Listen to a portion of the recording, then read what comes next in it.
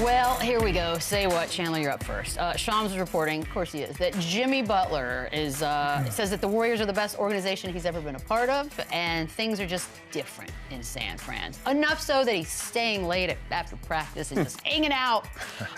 Come on now, Chandler. Come on now. Again, honeymoon phase. They're 5-1. Everything's going well now. There's no drama. There's no issues. He's happy. They're winning games, winning solves and cures, everything. So, yeah, no doubt. And no doubt, this is a great organization. They have a championship pedigree, tradition, great ownership.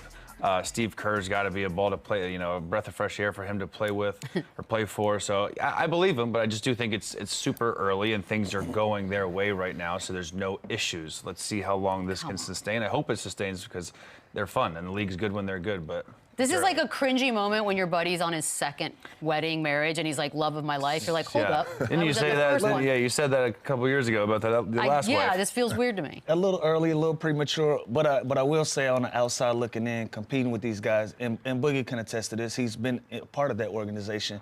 From the outside looking in, it looks like a quality organization and everything is ran in an A1 manner, down to how, they treat opposing teams since they've moved into the new arena. And so I can only imagine what that experience is for a guy that plays for that organization. So it's early in the game for Jimmy to be saying these things, but it probably can be a breath of fresh air for him. He's been through a lot through his career, a lot of controversy, a lot of adversity from Minnesota, from Chicago to Philly to Miami. This might finally be the one that he loves for real. And you feel me, Beadle? Like, no, I mean, there's a common denominator with the stories that you're telling. He's been through some bad breakups. Now he's happy now. He might have finally found that one. He found that one that fits. So you know what? I would like to go to lunch today. I would like to hang out with you a little extra today. Play some ping pong in the facility. I'm having fun. Yeah, I'm having a good time. He's probably finally found somewhere where he's at peace. So. I can agree to that. I mean, I get it from the standpoint of it being early, the honeymoon stage, so that all makes sense. But being a guy that was a part of the organization, I can agree with Jimmy 100%. It's definitely one of the top organizations in the NBA. They treat their players well. They treat players' families well, from, meal plans on the road to traveling. I mean, during the playoffs, finals, they have their own separate plane just for players' family members. Wow. So it's not many organizations doing that. Exactly. So what he's saying is absolutely true. Obviously, it's early, but I know with dealing with the Warriors myself, the organization is going to roll out the red carpet for him. They want him to feel welcome. They want him to feel like he's a part of the family. And, I think Jimmy's also putting his best foot forward. So I think it's coming from both sides, and it makes sense. You want it that way. You want to make this relationship work. You want your investment to work, and giving the extension to Jimmy at this point in his career. So it makes sense. Everybody's playing their part to make this work, and as of right now, it's working. So I'm okay with it. I got a good one for you coming up, because we didn't really get into this after the All-Star break, but Anthony Edwards was asked if he considers himself the potential next face of the league. His answer was, not really. That's what they got Wemby for. Boogie, what'd you make of that answer? I feel you, bro. I feel you. It's a lot of responsibility. It's a lot of... You're living your life we already live our life in the fishbowl as professional athletes. Our life is an open book, but once you become the face of the league, it's an even bigger fish tank. And, everybody's not built for that. And I actually, respect him for, knowing himself, being comfortable in his skin and knowing, like, that's not something I really want to do. Him coming from where he comes from, Atlanta and things like that, it's not necessarily a great thing to always have that camera on.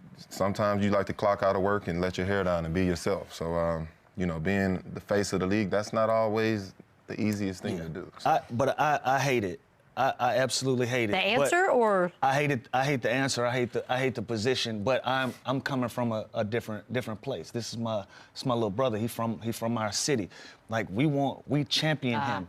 He's our guy. The whole city of Atlanta, the state of Georgia as a whole, we look at Ant as our guy. We want him to wear that hat proudly. Now, the bright lights is not for everybody. The constant attention, people being in your business, in your personal life, that's not for everybody. But this is legacy. This is legacy. Listen, you're not going to always be as popping as you are now. You're going to want to look back and you want to tell your kids, hey, I was, at one point, I was the guy. I was the man. So this is a legacy piece for you, you know, because this thing changes day in and day out who they want to give that responsibility to.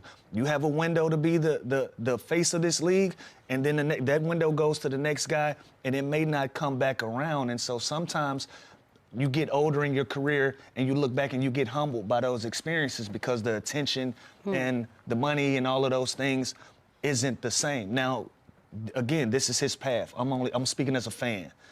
I want him to champion this thing because it's not always going to be there for you. So when you look back and you look at your legacy, you want to be able to tell your son, hey, at one point, Pops was the guy. I was the absolute guy. It was nobody above me. I want him to wear that hat proudly. And by the way, he can wear that hat proudly being himself. He doesn't have to change anything. He can do that and be himself, and you got to take it with a grain of salt, whether you love it or not. But does the league care about that? The league definitely cares. The league definitely cares about. The league definitely cares about that. But if you're Ant Edwards, still be unapologetically yourself. And if they're still pushing you as the main guy, then that's their decision. Now, if they don't, that's a completely different thing, but I don't want him to shy away from it. That's what I'm saying. And by the way, he's one of the faces regardless whether he likes it or not. Like his personality, his charisma, his must-watch games. Like he is one of the most exciting players on and off the court, and he's producing, and he's hilarious, and he's likable. Like, so his production's always going to be there. So he is that type of personality too. That I'm with Lou. I want him to embrace that, be flattered by it, want to be on the cover of 2K. Like it's yours for the taking. There's great players, SGA, Luka, Wemby. Bigs usually aren't the face of the NBA. It's usually a guard like an Anthony Edwards type that's exciting to watch. So whether he likes it or not, he is definitely one of the faces. My question is this, though. Are you not allowed to still be a star or still have a legendary career without being the face of the league? Is there one and he will be. By the way, he will be regardless. Yeah, like So can we say that might be his approach with his comments? I feel like that's his approach. Like I don't mind being a star. I don't mind, you know, being popping at this moment. Well, Boogie, whatever, he even whatever. said, like, I don't want to be the guy, but I want to go, I want to hoop, I want to kill dudes and go home. Absolutely. And I can understand that perspective. Like, I don't want the camera in my face. I don't want the responsibility of LeBron James having to answer on behalf of the NBA and things of that nature. I just want to go hoop and go home and clock out. He did just do a movie, though, Hustle, so he's doing things, he's doing the national ads. He's great in the movie. But that's what I'm saying. You can still be a star without being the face. I think the more he does of that type of stuff, the more, you know, he's going to become the face even more, right? Like he's an unbelievable actor. Like the guy can do. He was great in that movie. Like he is born to be the face of the. Like he is that personality to me, at least. My thing is, I just don't want him to take this thing for granted. Sometimes when it's going, yeah, I don't think that's the case either. But I'm just speaking as a fan, as a big brother, as a son of the city. We want our guy to be the guy. Absolutely. You know what I'm saying? So for whatever reasons his personal preferences are for this, I respect it 100%. Only thing I'm saying is, bro, don't cut yourself short. Don't sell yourself short. You are one of the faces of the league, whether you like it or not. Yeah. So might as well embrace it, champion it, and this is a legacy piece. Add this to your legacy. But I also feel him. As much as we like to bump people up, and they love to tear him down, so maybe he just doesn't even want to be a part of any of that. A lot of responsibility comes with being the face. But is there one face? Like, I feel like this is some weird made-up title that doesn't actually exist. And it's never actually been one face. One face. Like, yeah. No, it's right fluid. There's KD, there's LeBron, there's Steph. There's always multiple, faces. And he's always going to be in the conversation in the next foreseeable future. Yeah. Anthony Edwards is going to be in that talk. Always. CADE Cunningham asked if he could change one rule.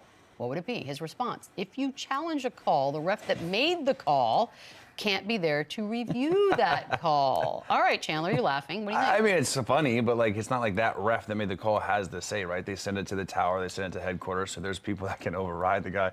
I do think it's funny that that guy can maybe be pushing his opinion more to to prove right, but I get it, but like, it doesn't really make sense, like, because the tower, like the guys in the Secaucus or whatever they send it, they're going to make the decision ultimately. So I understand where he's coming from. You don't want that guy that's going to be proved wrong there, but he's got no say.